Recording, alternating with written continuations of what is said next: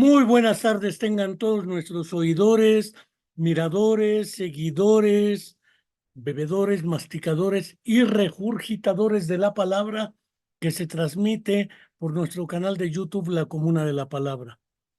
Nuevamente, como cada semana hacemos, tenemos un programa en vivo dedicado a la misma dinámica que llevamos en el asunto de el cine en algunas de nuestras circunstancias.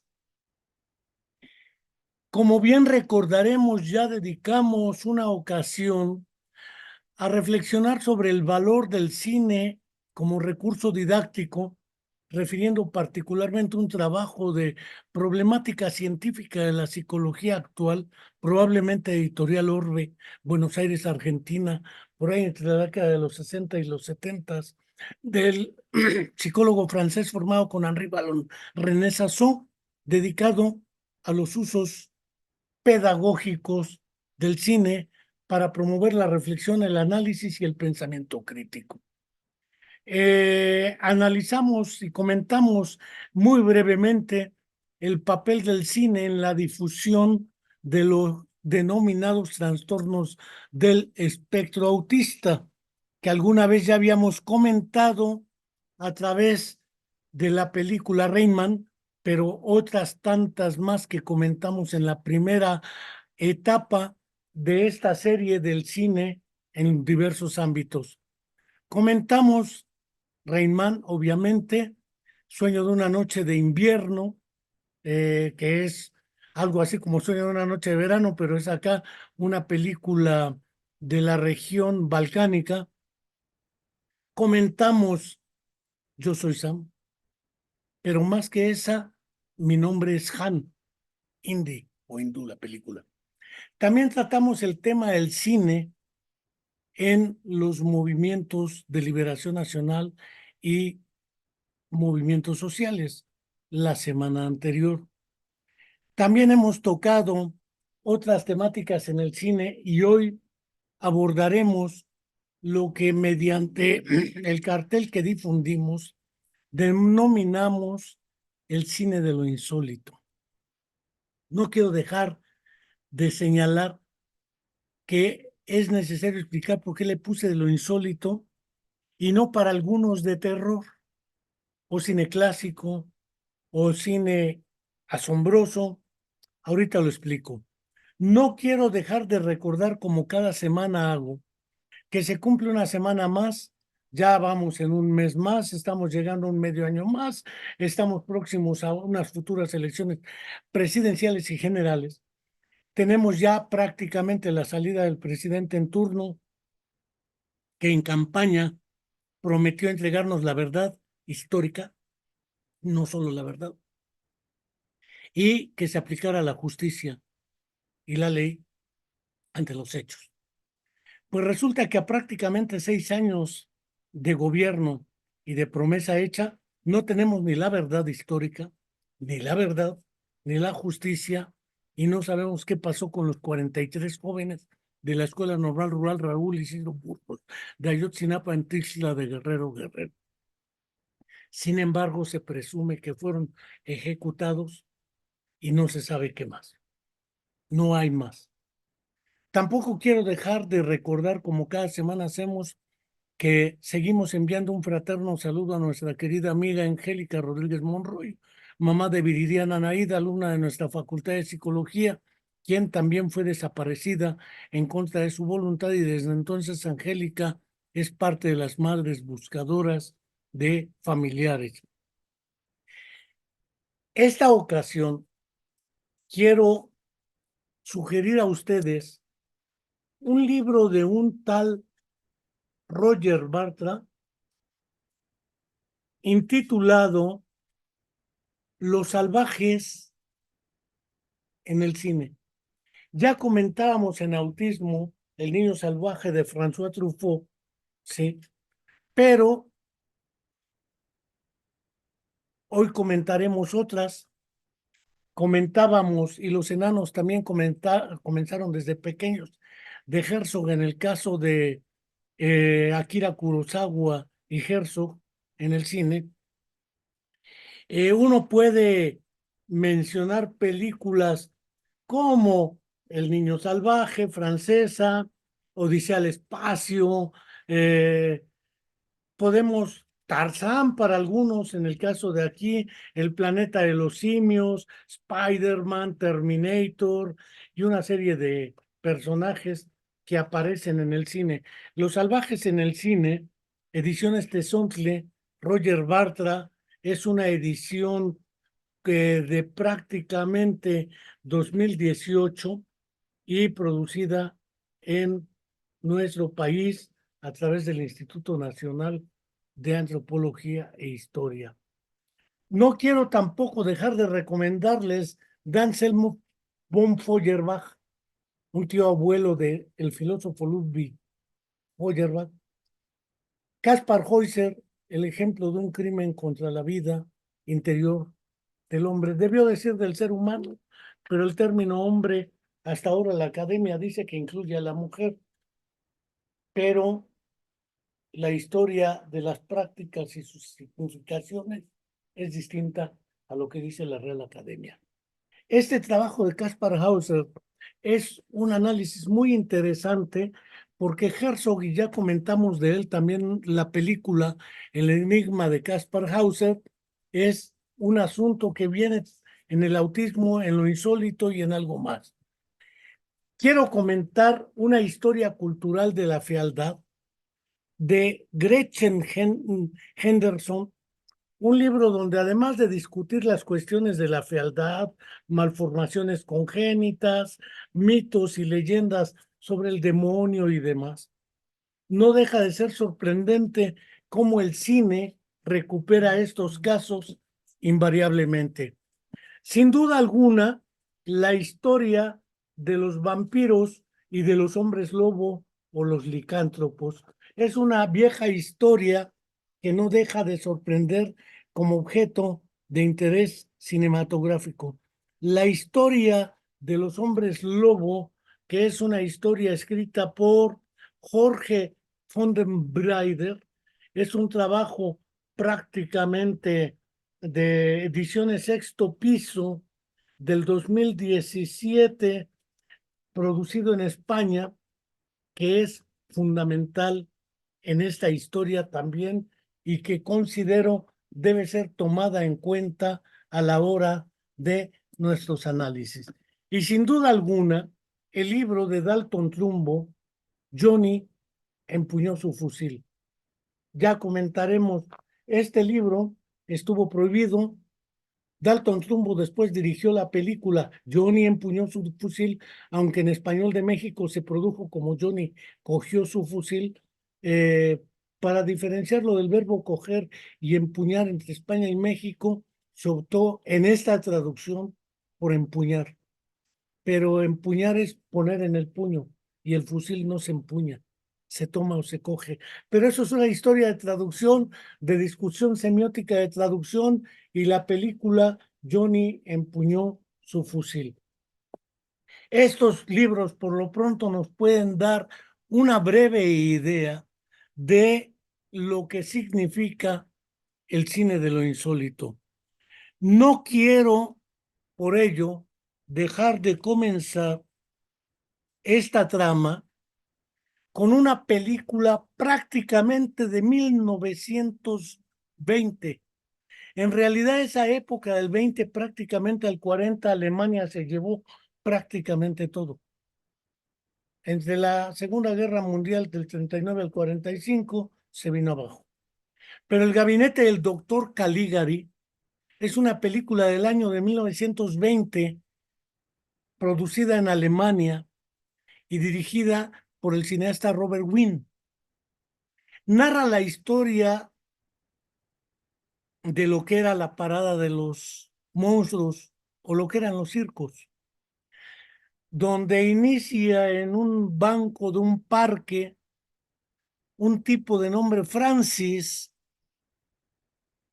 convence a un compañero suyo de nombre Alan para que vayan a Holstenfeld, una ciudad norteña en Alemania y que vean el espectáculo ambulante como era en esa época del doctor Caligari.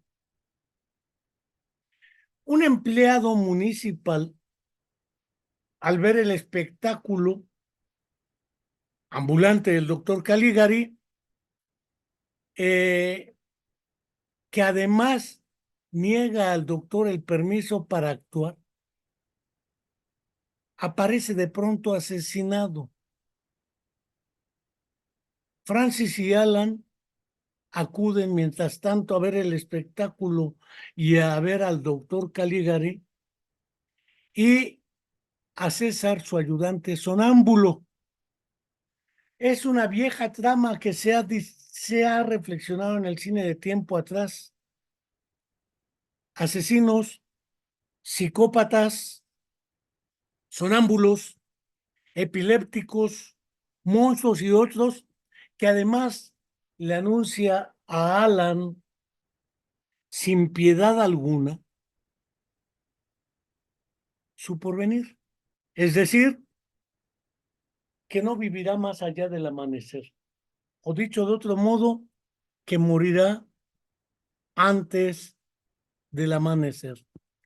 No les quiero spoilear, por ahí utilizan el terminejo, la trama, pero El gabinete del doctor Caligari es una película clásica entre terror, asombro, perplejidad, y decía al comenzar, ¿por qué utilicé lo insólito en vez del terror? Porque en el terror han metido cuestiones hasta como la de los famosos demonios que se posesionan de personas y que a través de procedimientos diversos son extraídos de su cuerpo, los exorcismos, los exorcistas, los muertos vivientes o los zombies, las tramas históricas del santo contra las momias, contra los hombres lobo, contra las lobas, contra el doctor Cerebro, etcétera. Es una trama ya muy jalada hasta el muñeco ese de Chucky, la mamá de Chucky, la hermana de Chucky, la novia de Chucky, y todo se vuelve aparentemente un terror que es más comercial.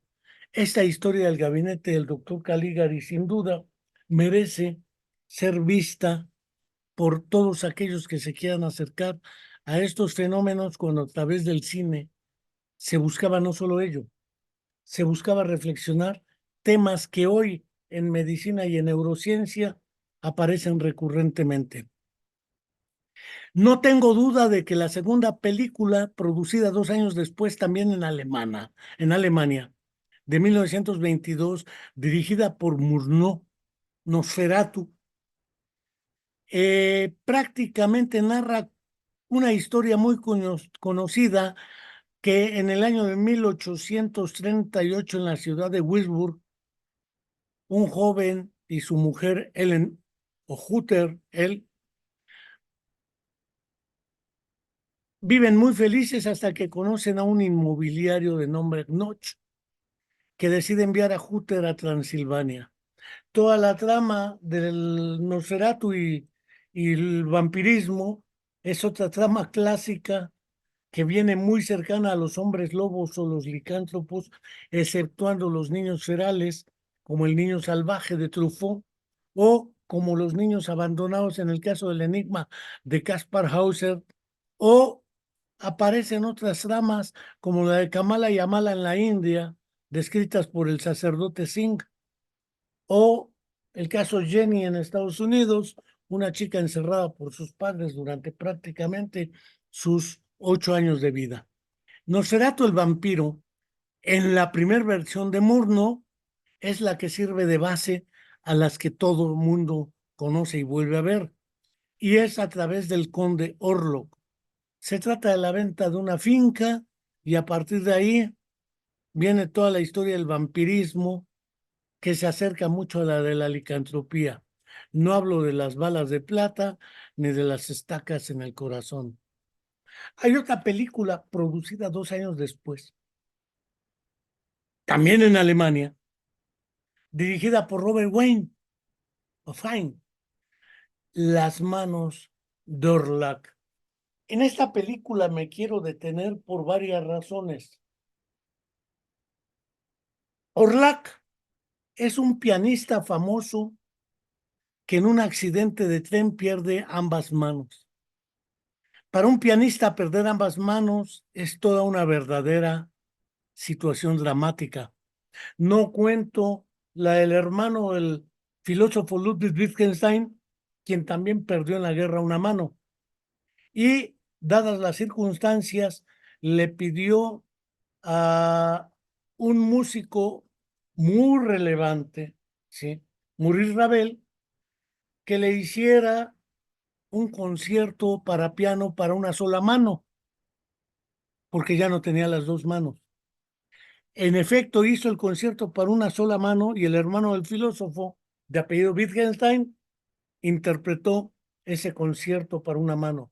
Hoy cuando lo vemos, usualmente los pianistas amarran una mano a la espalda y tocan para mano izquierda porque era diestro y pierde en la guerra la mano. En el caso de Orlac pierde ambas manos. Sin embargo, para esa época, los médicos deciden trasplantarle otras manos para que siga tocando. Curiosamente, un asesino condenado a muerte por homicidios diversos, una vez que es ejecutado, le amputan las manos y se las implantan o se las trasplantan a Orlac. Curiosamente, y aquí es donde aparecen varias cuestiones para la reflexión y la discusión contemporánea y neurocientífica, ¿hasta dónde es posible realizar esas operaciones de trasplante de manos y que pueda volver a tocar el piano como lo hacía antes del accidente? Dos, si ello es posible es porque el cerebro juega un papel relevante en este caso. Lo curioso del asunto es que la correlación cerebro-conciencia-psiquismo ha sido también muy tradicionalmente, estoy hablando de 1924. La operación o la cirugía es un éxito, pero desde ese momento el pianista comienza a verse presionado por impulsos criminales, alucinaciones y sensaciones, dijera algún neurólogo de época, protopáticas, es decir, afectivas, pero inespecíficas, criminales. Tiene pesadillas. Ve el rostro de un hombre que cree que es Baseo o Basó. Y sin embargo, parece ser que las manos se han posesionado de Orlac y las manos ahora gobiernan su existencia psicopatológica. Es curioso porque un tiempo se habló también de los trasplantes de corazón en otra época y de la relación entre cerebro, órganos, psiquismo y psicopatología. Considero que esta película de las manos de Orlac, a diferencia del gabinete del doctor Caligari o de el doctor Frankenstein o de Nosferatu de Murnau, es, según mi opinión, la primer película que trata de relacionar esta cuestión de la relación entre el cerebro, diferentes partes del cuerpo, comportamiento y psicopatología. No quiero decir que no haya otras, no conozco otras. Conozco, por ejemplo, la del Chico de Charles Chaplin, dedicada a fenómenos psicosociales, pero en esta temática, sin duda, para mí, Las manos de Orlac es la primera película que toca esta trama y que vale la pena ver. Eh, no está, según mi conocimiento, subtitulada al castellano. Yo tengo una versión subtitulada al inglés.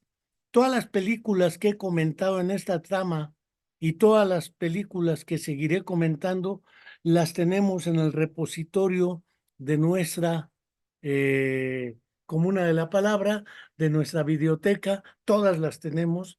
Las óperas de las cuales hablaremos las tenemos, los libros que he comentado los tenemos, y no quiero dejar de enviar un fraterno saludo al doctor Víctor Manuel Patiño, que está viendo este programa, a Mar Jiménez, entre otros más. Hay otra película, también alemana de 1929, dirigida por Georg Wilhelm Pabst, que se llama La Caja de Pandora. El título es muy sugerente. Lulú, quien es una mujer sumamente ambiciosa e inmoral, dígase una psicópata o sociópata, dirían otros, que utiliza a los hombres a su voluntad, que es desinhibida, pero muy atractiva, como suele ser en estas tramas, aprovecha sus encantos para conducirlos hacia sus peligros. Creo que es una de las obras más excelsas del expresionismo que encumbró a la actriz Louise Brooks como una de las joyas del cine mudo que adaptó, algunos dicen magistralmente, yo creo que sin comparación, la obra teatral Lulú de Wedgkin. La caja de Pandora, Las manos de Orlac, Nosferatu, el vampiro, y el gabinete del doctor Caligari, entre otras, entre el año de 1920 y 30, son las que ocupan un lugar indudable en la historia del cine, para algunos de terror, para mí de lo insólito, pero el cine de arte, primero, todas producidas en Alemania. Después no contamos la historia porque resulta que el propio Charles Chaplin, entre otros, vienen a ocupar un papel preponderante en el cine. Chaplin era británico, pero dejémoslo ahí. En 1932, en Estados Unidos, Todd Browning produce y dirige una película considerada por algunos de terror, Freaks o Fenómenos. Para mí sería de lo insólito.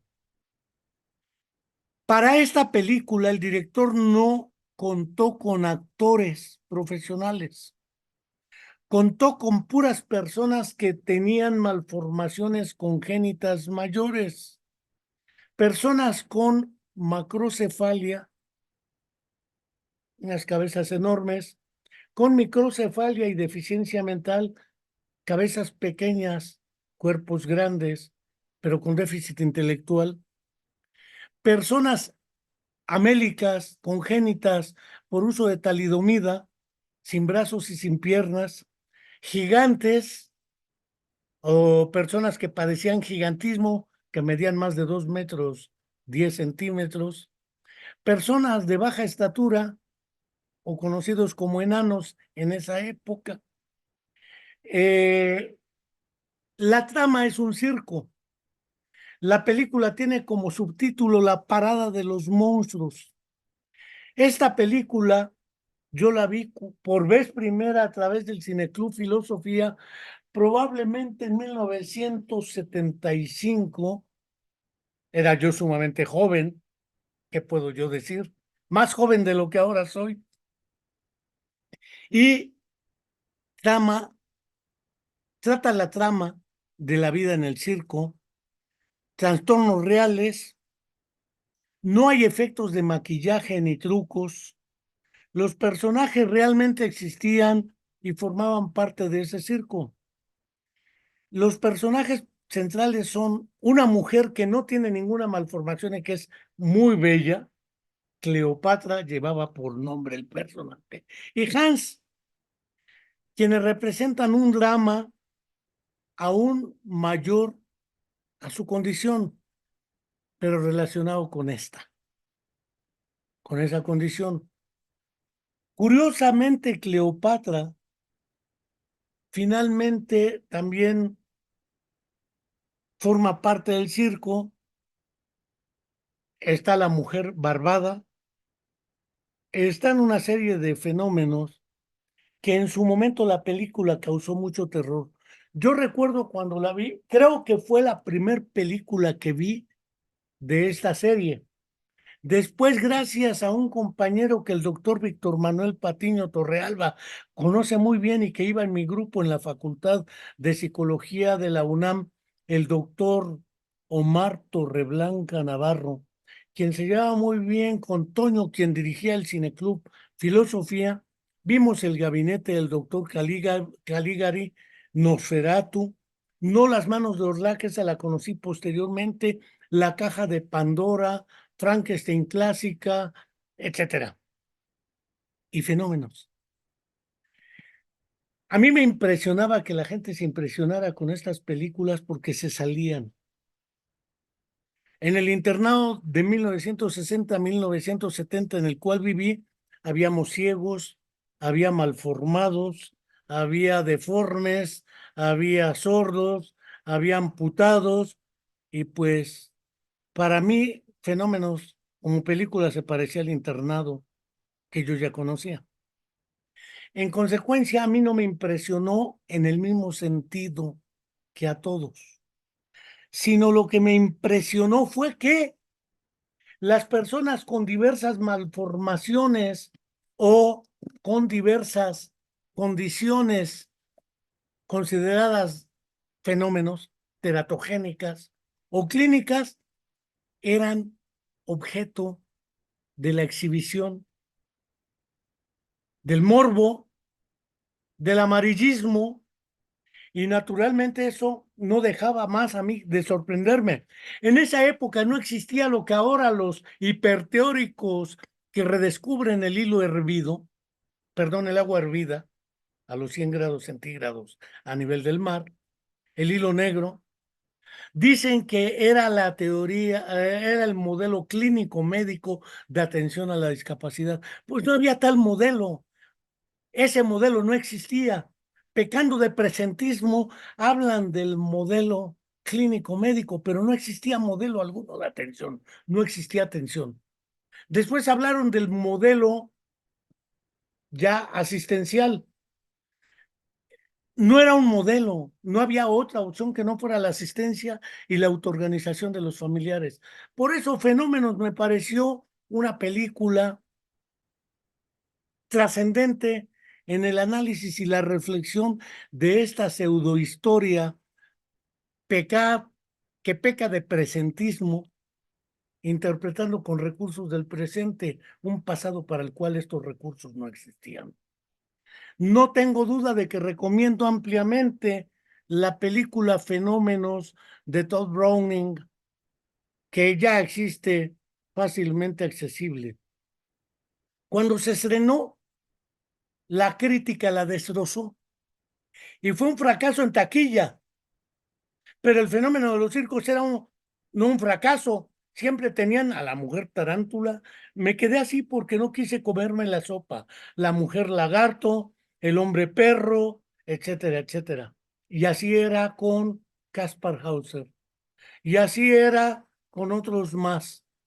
Entonces considero que esto requeriría considerar que si fue un fracaso en taquilla, el contenido no era un fracaso, pues era un enorme negocio. En El hombre elefante se verá lo mismo. Circos y explotación de esta condición. Estuvo prohibida en Estados Unidos y en Reino Unido durante prácticamente 30 años, lo cual significa que la doble moral de estos países anglosajones es brutal.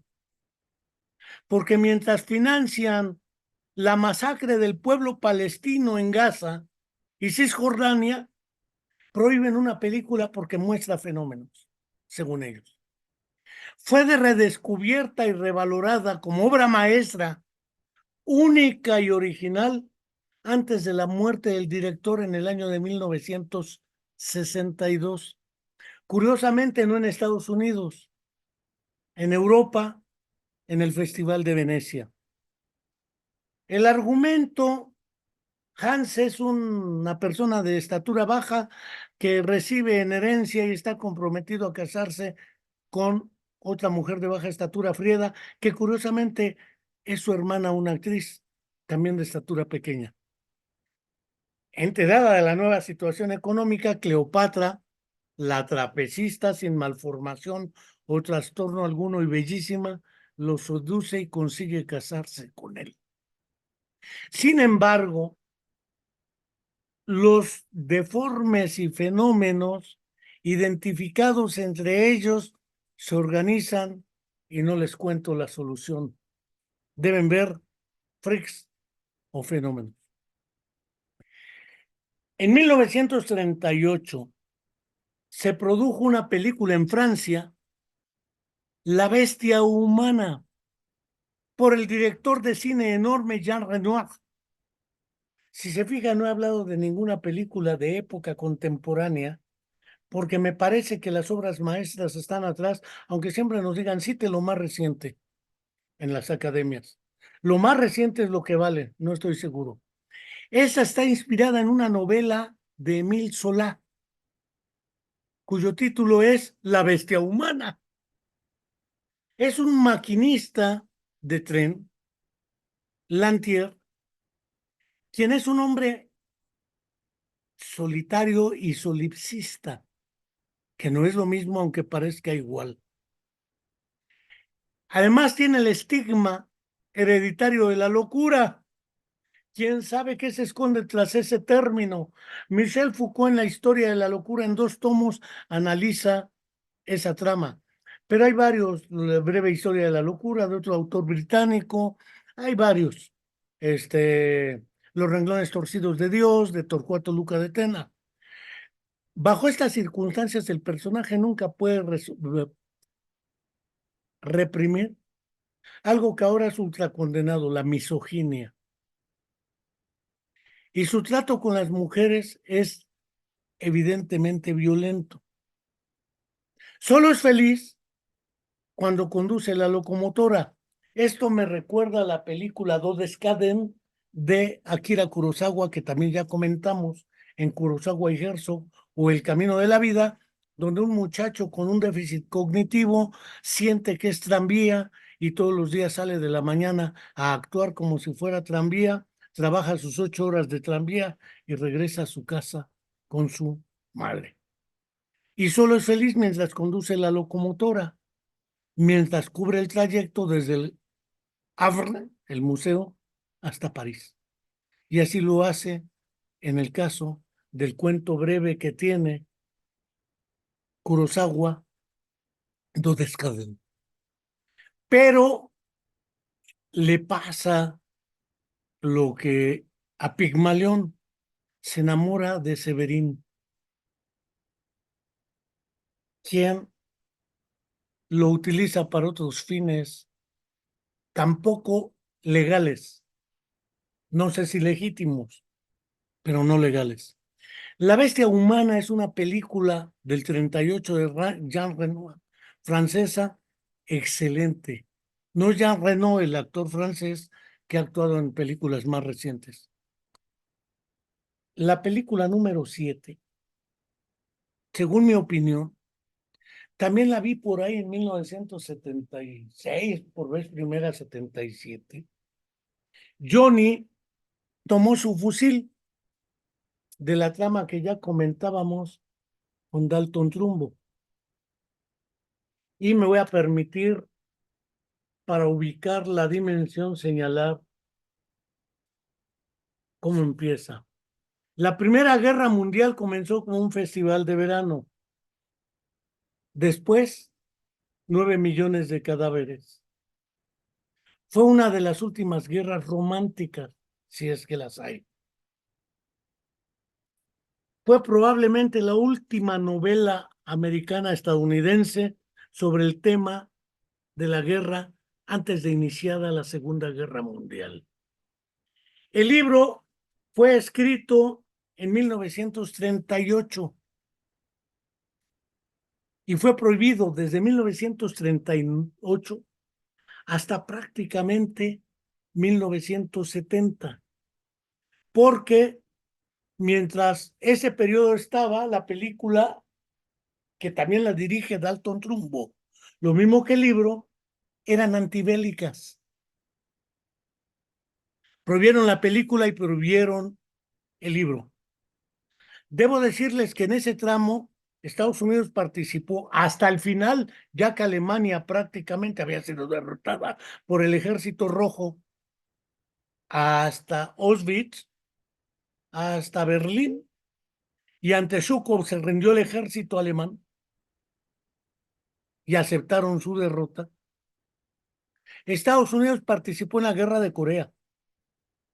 Por eso prohibieron el libro, porque los jóvenes, aduciendo que los jóvenes guerreristas, aduciendo que este libro estaba en contra del patriotismo y que era comunista, lo mismo que la película, fueron realizadas por el mismo personaje, Dalton Trumbo, provocarían en los jóvenes el deseo de no ir a combatir a Corea.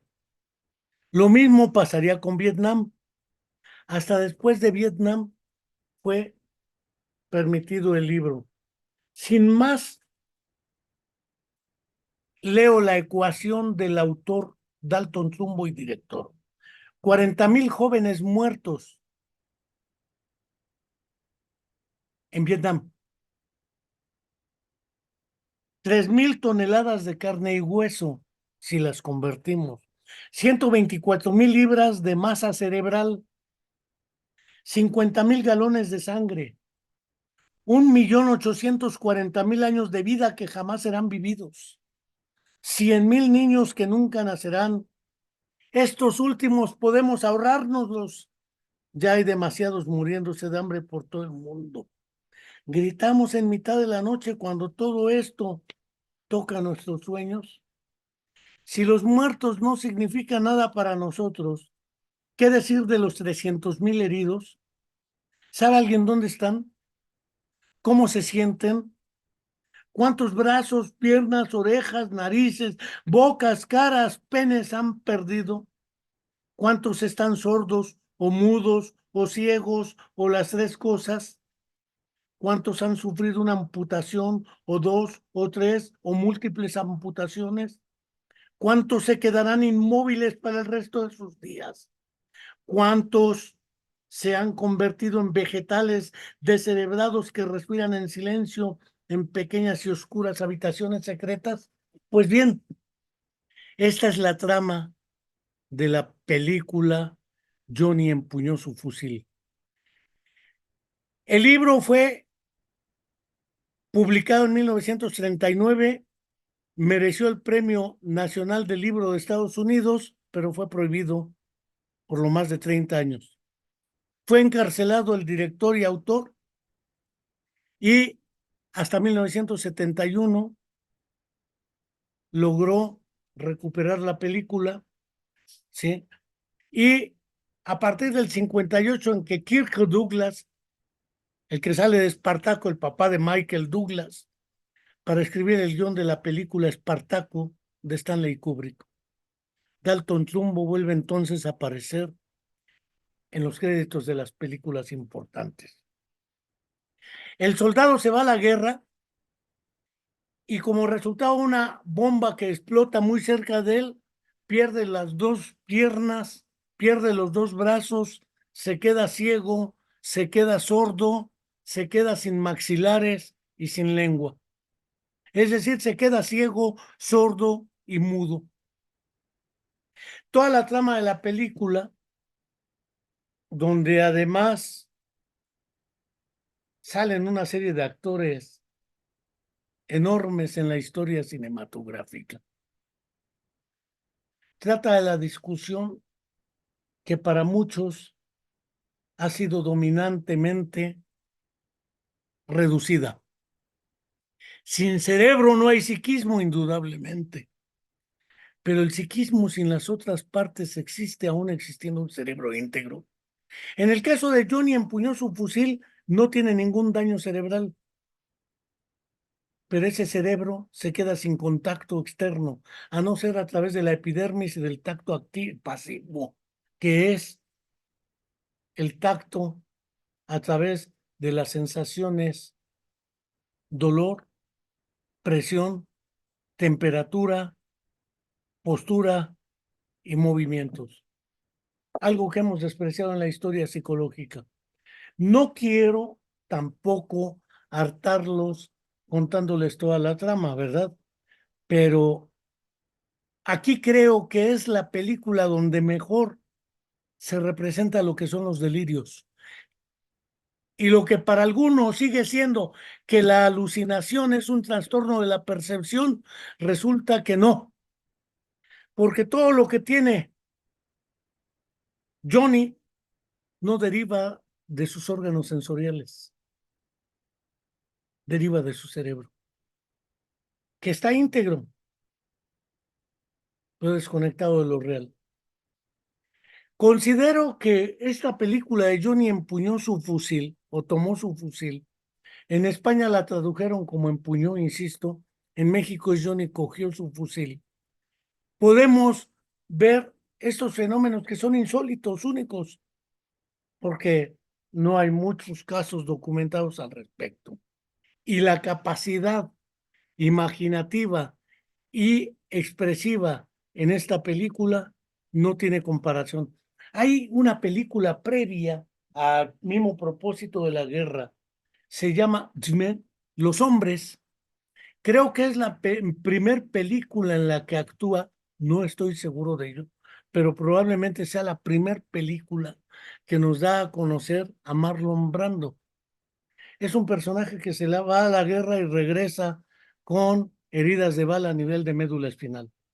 Toda la trama tiene que ver con los procesos de rehabilitación, recuperación, consecuencias de la guerra. Y es otra película antibélica. Ya tendremos un programa dedicado a Marlon Brandon, porque es un personaje que más allá del Padrino, que es una enorme película, con una trilogía impresionante, nos hemos olvidado de Los Hombres, entre otras películas importantes. Vuelvo a hablar de Nosferatu, el vampiro, ahora en una versión alemana de 1979, de Herzog. Es adaptación de la misma novela de Bram Stoker, que toma como punto de referencia la hasta ahora considerada por muchos, entre ellos yo, insuperable adaptación de Murnau. Ya decía que la versión de Murnau es de 1922, con el mismo título, Nosferatu.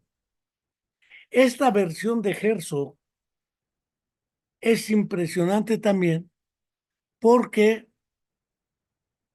se trata, es del 79, de una nueva versión muy interesante, eh, donde reaparece esta situación del vampirismo. Y regreso a Herzog por otra razón. En la película los enanos también comenzaron desde pequeños. Alemania, 1970, Werner Herzog, sin actores profesionales también.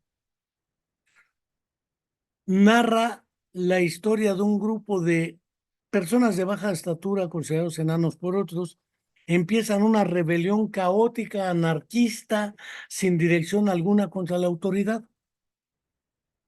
Que no me vengan con el cuento de que Shocker era la mejor. Eso lo dirán quienes saben de cine lo que yo sé de astrofísica nuclear. Destruyen todo lo que a su alrededor existe, tratando de llamar la atención de quien dirige el lugar. El personaje central, hombre, sin nombre, es la representación de los 7 pecados mortales, no capitales. Mientras los enanos luchan entre ellos para conseguir territorio y comida. Véase el ensayo sobre la ceguera de José Saramago. Los ciegos que ya eran ciegos están en mejores condiciones para usufructuar los recursos que hay e incluso para abusar sexualmente de las mujeres. Obviamente el proceso de descomposición se parece a nuestra realidad. Esta película, más que tratar el asunto de esa descomposición ideológica, social, psicosocial, entre personas malformadas, nos muestra una realidad de la cual podemos leer en un día que en Huitzilac fueron asesinados 7 y dicen que va disminuyendo la violencia estructural de alto impacto. ¿Cuál será la de bajo impacto? Vamos mejorando, pero no vemos por dónde. Cada vez son más crueles. Cualquier parecido con la realidad es mera coincidencia. Y como en Fata Morgana muestra también Herzog, quizás nos invita a realizar una reflexión sobre el destino de la humanidad como especie y qué podemos ir haciendo y construyendo. Hablo del 70, la época del hombre unidimensional de Marcuse, la época de cuando el destino nos alcance de Alvin Toffler, épocas de reflexión sobre fenómenos que en esa época eran impensados. También Herzog produce el asunto de los ciegos sordos, y ya lo habíamos comentado, en la película El país del silencio y la oscuridad, que es una trama centrada la primera mitad en la vida y obra de Fine Straubinger, una mujer ciega, sorda, alemana postraumática, se queda ciega y sorda después de haber aprendido a hablar, a leer y escribir, pero 30 años después está liquidada, se quedó desde los 14, 15 años en ese estado y el proceso de recuperación le llevó más de 3 décadas. La segunda parte, y aparte trata la trama de qué pasa con las personas que se van quedando ciegas y sordas en el entorno. De eso no hablan ni los suspirantes, a los que suspiran a los cargos electorales que vienen. No nos hablan de ello porque no les interesa. Pero la segunda parte la dedica a los niños que nacen ciegos y sordos. ¿Qué les depara el destino? ¿Cómo construyen su mundo? ¿Cómo aprenden? ¿Cómo se desarrollan si el Estado instrumenta políticas públicas que vayan más allá de una beca? La beca es necesaria, probablemente es útil, no lo voy a negar, pero no es suficiente. Y esto lo muestran el programa de eh, la película El país del silencio y la oscuridad, no tiene parangón en este sentido. Y luego un documental realizado para televisión que se llama El futuro discapacitado, donde entrevista a sobrevivientes de malformaciones congénitas secundarias a los usos de ciertos fármacos como la talidomida y malformados por otras circunstancias que nacen sin brazos, sin piernas y que tienen serias dificultades para moverse. Dejo aquí por lo pronto a Herzog porque creo que si no me paro, me alcanzo, decía Efraín Huerta. No puedo dejar de mencionar de David Lynch, producida en 1980, una película británica-estadounidense, El hombre elefante. Película basada en la historia real de un tal Joseph Merrick, que en la película se llama John Merrick. En la película, un hombre gravemente deformado con diversas transformaciones de cara y de todo el cuerpo que vivió en Londres durante el siglo XIX y que fue protagonizada la película por Anthony Hopkins, otro gran actorazo, Anne Bancroft, quien sale de la maestra de Helen Keller en La Maestra Milagrosa, y John Hurt, quien es John Merrick. Es una película con un maquillaje para la época interesante, donde descubren el caso otra vez de un circo, un hombre en la parada de los monstruos, John Merrick.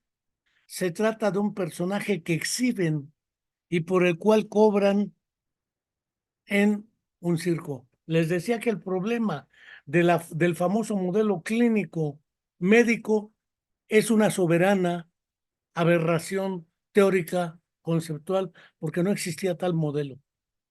No existía modelo alguno de atención. era la exclusión y la exhibición en los circos. Era exhibido diariamente como una atracción de feria, hasta que lo recuperan y empiezan a tratar de promover un desarrollo diferente. La película tiene una trama algo melosa porque en ese sentido es la idea general, pero considero que con esta serie de poco más de 10 películas comentadas y sugeridas, podemos tener una idea de la importancia del cine que nos lleva a reflexionar. Como en el ensayo sobre la ceguera, el problema no era la ceguera. Como en Nosferatu no es el vampirismo. Como en El hombre elefante no es su malformación. Como en Los enanos también comenzaron desde pequeños, no es el enanismo. Tampoco es un fenómeno de malformaciones, es la guerra, es la locura, es el destino que como humanidad tenemos. Por eso preferí llamarle más que de terror, de lo insólito, porque pedagógicamente nos da una idea al respecto. No quiero dejar de agradecer a Mar Jiménez, Víctor Patiño, Manuel Bulsara, Juan Firitz, María Almazo, Gary Morales, Aide Martínez, Maciel Garrido, Juan Pablo Muciño, entre otros más que lo han estado viendo y que esperemos que por lo menos alimente la posibilidad de que quienes participen de cineclubes vean nuestro repositorio de los últimos 5 monólogos dedicados al cine y diversos temas, porque todas las películas las tenemos y pueden ser utilizadas en cines debates para propiciar la reflexión, la discusión, el pensamiento crítico y sobre todo la búsqueda de organización y alternativas para efectivamente cambiar esta realidad que nos agobia. Porque como hubiera dicho un sacerdote brasileño, si no es para cambiar estas cosas, no votaré al bote de la basura mi voto. Si no es para transformar esta realidad, no voto mi voto al bote de la basura. Muchas gracias. Hasta la próxima y reiteramos la invitación a suscribirse a nuestro canal de YouTube, La Comuna de la Palabra, a nuestro canal de Spotify, La Comuna de la Palabra, e invitar a sus conocidos y a quienes puedan a suscribirse a nuestro canal de YouTube, La Comuna de la Palabra. Ya andamos sobre los 970 suscritos, creemos que es una buena cantidad para programas de esta extensión en tiempo, casi una hora, y gracias. Hasta la próxima que tocaremos el cine o la locura en el cine. Desde Atrapado sin salida hasta Vincent Van Gogh, hasta Don Quijote de la Mancha literariamente hablando y más. Hasta la próxima.